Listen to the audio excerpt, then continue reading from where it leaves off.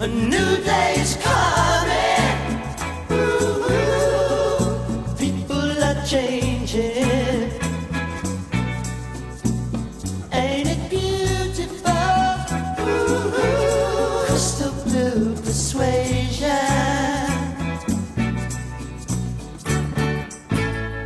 Welcome. Happy New Year. This is Rumble with Michael Moore, and we are in the middle of a 12-day series of mini podcasts entitled Blue Dots in a Red Sea: How to Win When You're Blue in a Red State.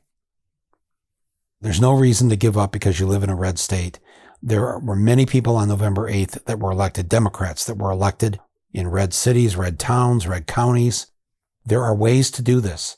It doesn't mean we're going to be the majority all of a sudden in these red areas, but we have made great strides in the last three elections here, the midterms of 18 and 22, and then the presidential election of 2020. Let's keep this going. And today, what I'd like to propose to you, and especially to those of you who have been forming new groups in your red areas that you live in, but also this is for everybody, regardless whether you live in a blue state or red state or whatever. This is for all of us as Americans. I would like to propose a list of New Year's resolutions that we all get behind, and we make this sort of our working agenda for 2023 and 2024.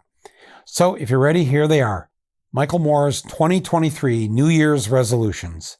And the number one resolution actually is the theme for the other 9 that I'm going to give you here. And that is more democracy. We need more democracy. Democracy above all else. We have to outlaw gerrymandering and voter suppression, or we are never going to be the country we say that we are. One person, one vote, where everybody has a fair and equal chance. We need to make voting easier for all people. We need to pass ballot resolution in states across the country that make your state a good state to vote in, a fair state to vote in. So that is number one, our New Year's resolution, that we are all going to work for democracy above all else. Resolution number 2, eliminate the Electoral College. We can do this by having as many states as possible pass the National Popular Vote Act. 15 states and the District of Columbia have already passed it. They account for 72% of what you need for a majority of the Electoral College vote. So we only need another 28% of the states that make up a majority of the Electoral College. And it just has to be passed by your legislature, signed by your governor.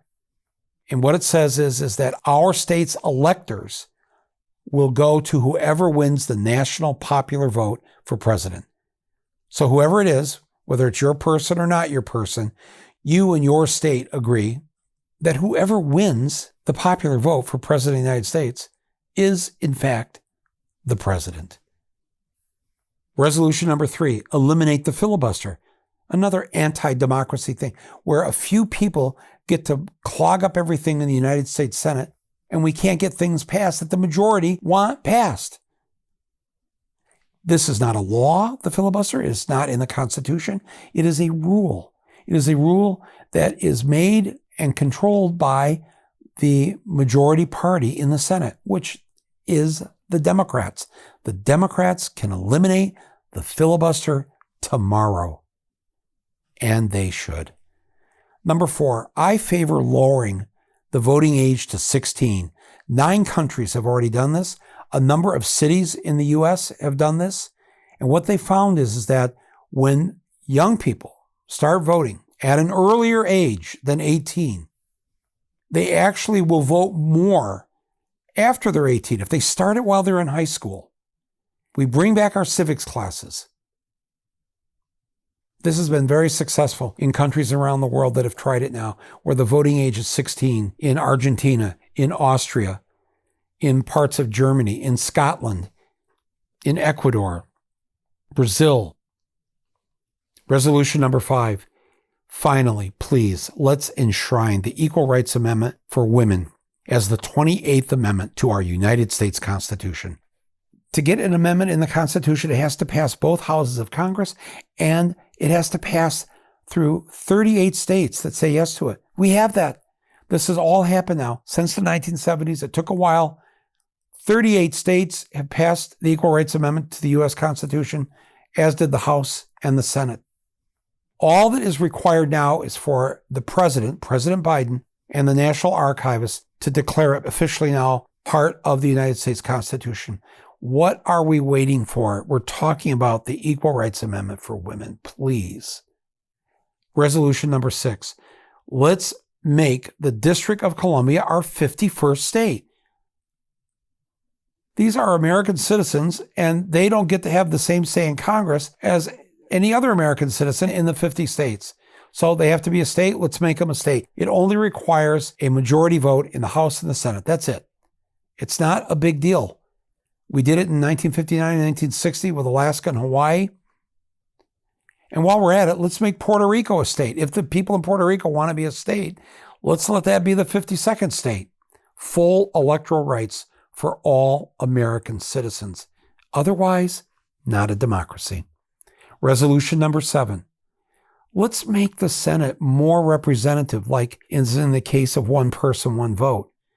It's crazy. We all know it's crazy that a state like Wyoming, with a population of 570,000 people, they have the same number of senators representing them as the state of California, with 40 million citizens. 40 million people get 2 votes in the Senate, and then 570,000 people get 2 votes in the Senate. We know this is wrong. We won't get into it today, but lots of proposals. These should be studied, they should be debated, and we should find a way to make the United States Senate a part of our true democracy. New Year's resolution number 8, ballot proposals. 26 states allow ballot proposals. It's direct democracy where you, the people, get to make the laws. We'll talk about this on future episodes here of my podcast, but it not only allows us to pass the laws that our Senate and our House and the state Senate and state houses aren't passing, we can pass them. But by having these ballot proposals there, when people go in to vote, we bring more people in to vote because they're going to show up for things that affect their daily lives. Resolution number 9. It ain't a democracy unless there's economic democracy. And I'm talking about laws that give us a living wage, laws that tax the rich, laws that guarantee all citizens an income. And finally, we have to close the gap between the uber rich and everybody else. It's not right, and it's not a democracy when the power you hold is based on the money you have. And finally, resolution number 10. We need to enforce Section 3 of the 14th Amendment of the United States Constitution. That's right. Traitors cannot hold office. That's what it says in the Constitution. If you participated in a rebellion, in an insurgency to overturn the government, you are not allowed ever to serve in office in any form of government, state, local, or federal again. It says it right in the Constitution. And this week, 121 Republicans are going to take the oath of office who on January 6, 2021, voted to overturn the government, voted to overturn the election, voted to refuse to seat the elected president of the United States, Joe Biden. That one act was a traitorous act against the people who voted for the person to be president.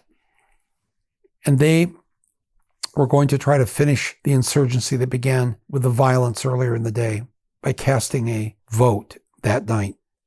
Well, they lost. Joe Biden was seated. But now they're coming back. They think they can just sit in Congress after doing that. I say no. Those are my New Year's resolutions I'm sharing with you. They're not personal resolutions.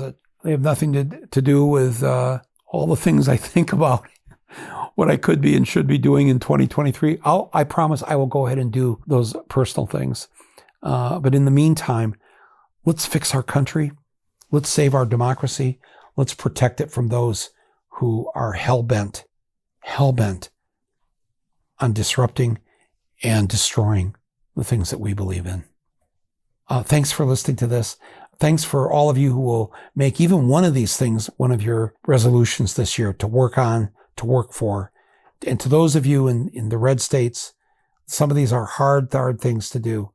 But you may find that you will encourage people to join you who may have been sitting it out, who haven't been voting, and they hear that you're fighting for these 10 things. Think about it. I think it's a way for our numbers to grow. My thanks to our producer, Angela Vargos, and to all of you. I hope you had a good New Year's Eve and that you're enjoying New Year's Day. We'll be back tomorrow with our next episode here on Rumble of Blue Dots in a Red Sea. There'll be peace and good brotherhood, crystal blue persuasion.